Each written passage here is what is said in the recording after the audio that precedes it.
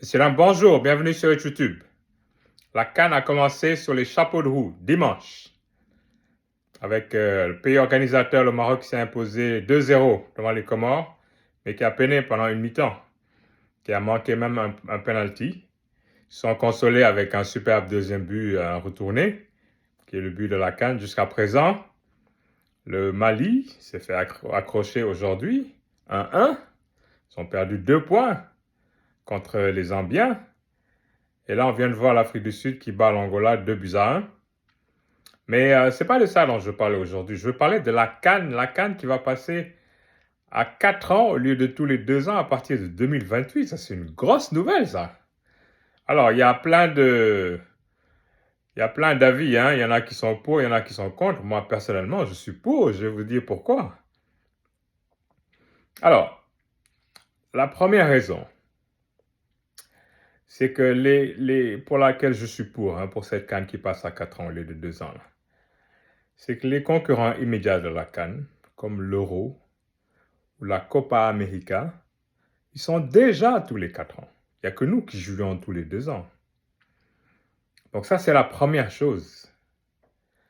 La deuxième, c'est que ça va en faire une compétition encore plus disputée, parce que déjà, elle est disputée, elle est physique, comme je disais la dernière fois dans une de mes vidéos. Donc imagine quand elle va passer à tous les 4 ans, comment les gens vont se jeter dessus. Donc on va avoir encore, selon moi, encore plus de spectacles.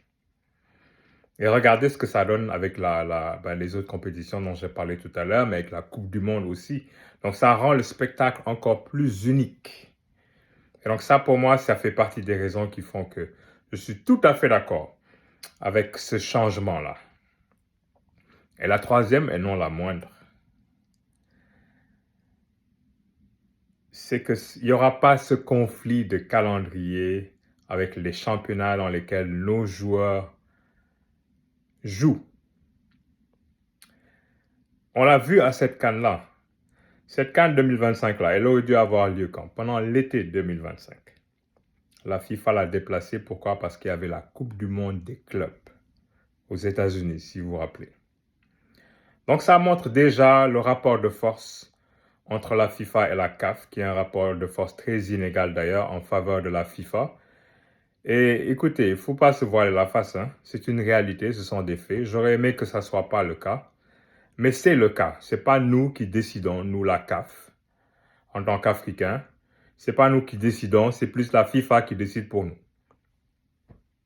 Quoi faire? On aimerait que ça change, mais pour l'instant, ça n'a pas changé. Et la FIFA nous le montre à chaque occasion qu'elle a. Elle a déplacé la CAN à une période comme celle de fin d'année-là pour pouvoir tenir le mondial des clubs qui a eu lieu au mois de juin-juillet. La FIFA nous le montre encore. Quand nous, on demande à ce que nos joueurs soient libérés pour venir disputer la CAN, j'ai parlé de l'exemple Assane Diao récemment, et que la FIFA donne le délai du 15 décembre et qu'il y a certains de nos joueurs qui jouent des matchs le 15 ou le 16 décembre, peut-être même le 17. Et la FIFA ne fait rien.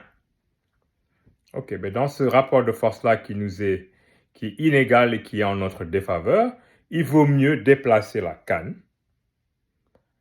à une période qui correspond à la fin des championnats.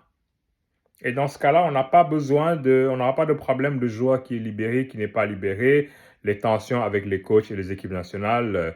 Voilà, on l'a vécu récemment avec Fabregas, et Assane Diao. Donc voilà pour moi, un changement qui est très important et on devrait aussi profiter de l'occasion pour faire un reset, une réinitialisation du nombre de CAN gagnés. Parce qu'on a vu les pays là, oui, c'est qui? L'Égypte qui en a 5 ou je ne sais plus qui, mais 5 qui ont été gagnés, je ne sais pas quand. Ça fait longtemps qu'ils n'ont pas gagné. Qu'on recommence le décompte à partir du moment que ce sera tous les 4 ans.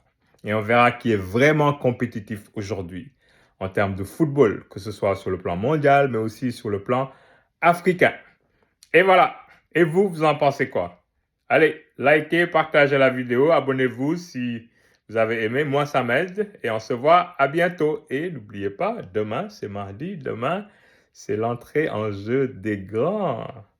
Gagnez le New Football Suba. Allez, on se reparle demain. Salut!